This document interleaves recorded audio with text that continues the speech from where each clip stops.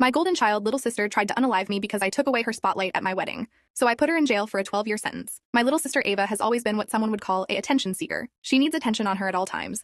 And my parents didn't exactly help with humbling her. Every event had to be about her, or she'd absolutely freak out. At every single one of my birthday parties, she'd blow out the candles and have her own presents. And God forbid she had to watch someone else get something she didn't have. I felt like I was invisible growing up because my parents hardly cared about my achievements or my events, as they were always focused on the attention Ava deserved.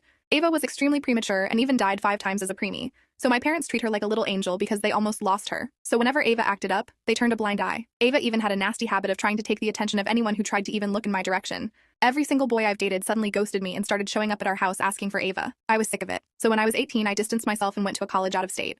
I found the love of my life, Kyle, there. Now 6 years later, we're getting married. His family became mine, and I finally felt accepted somewhere. So when it was time to compile the guest list, I decided that it was time to see my family again, so that they'd see what they were missing out on. Kyle even insisted I invite Ava because he wanted to be the one to finally put her in his place. It was the perfect day. I walked down the aisle, saw Ava huffing in the third row with my parents trying to calm her down, and met Kyle at the end. We both were in tears by the end of the ceremony, and when it was time for reception, I thought everything went exactly to plan. That's when Ava struck. She came up to me, and in the most sincere tone ever, she congratulated me. My jaw literally dropped. That's when she offered me a glass of whiskey and made a toast to her beautiful sister and her handsome groom.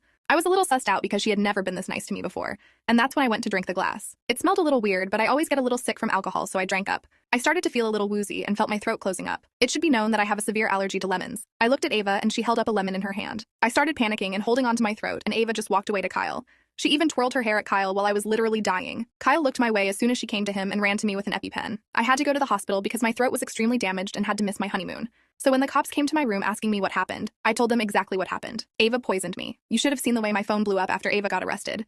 My parents were calling me a monster for turning on my own blood. Ava even decided to get one of my exes to be her lawyer, and all he could say during court was that I was a jealous liar. The trial was obviously pretty short. Guess who's going to jail for 12 years? Ava!